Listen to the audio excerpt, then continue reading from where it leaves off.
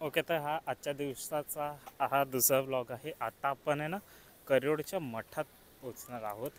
मी फोटोजमध्ये बघितलं तिथे कसं केलं माहिती आहे, विठ्ठलाची आहे ना एक हे ठेवली आहे मागे, एक आर्चसारखं ठेवलेलं आहे. ते मस्त वाटतं. असं वाटतं की प्रत्यक्षानं स्वामींच्या मागे पांडुरंगच उभा आहे.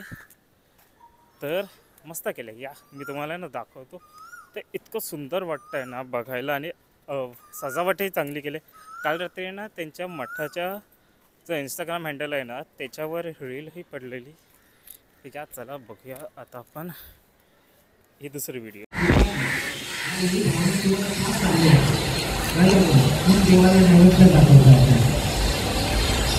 एक गोष्ट सांगतो, जेव्हा ताट रिकाम आलं तेव्हा वडील बाहेरून आले, अरे नैवेद्य कुठे आहे? अरे देवाने खाल्ला. त्यांचा विश्वास बसला नाही. देवाचा जो भाव आहे की देव नैवेद्य खातो, त्या भावनेने देवाने.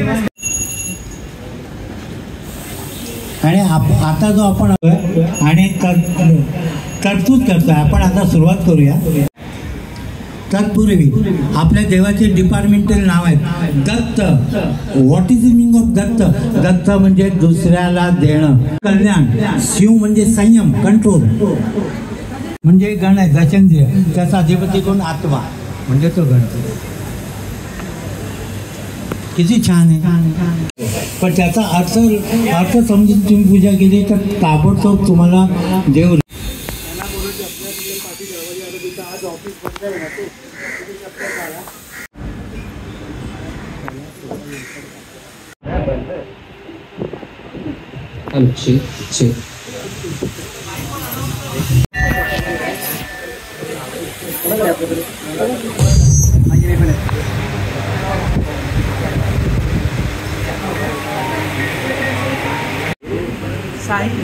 तुम्ही हाक मारा आहे मी बोला.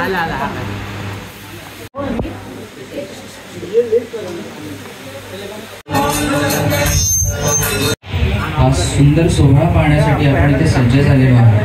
त्याची रूपरेषा मी सगळ्या मातेच्या अभिषेकाने, गंगाजलाने विठू माऊलींना अभिषेक करणार आहोत. त्यानंतर उटी लावणार आहोत, सुंदर उटणे लावणार आहोत. नंतर मधाचा अभिषेक, पिठी साखरेचा अभिषेक, अशा पंचामृताचा अभिषेक आपण विठू माऊलींना घालणार आहोत. त्यानंतर स्नान घालणार आहोत.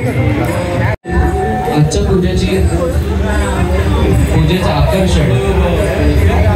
तर माऊली, कसं वाटलं हे स्वामींचं रूप ते मला कमेंटद्वारे सांगा.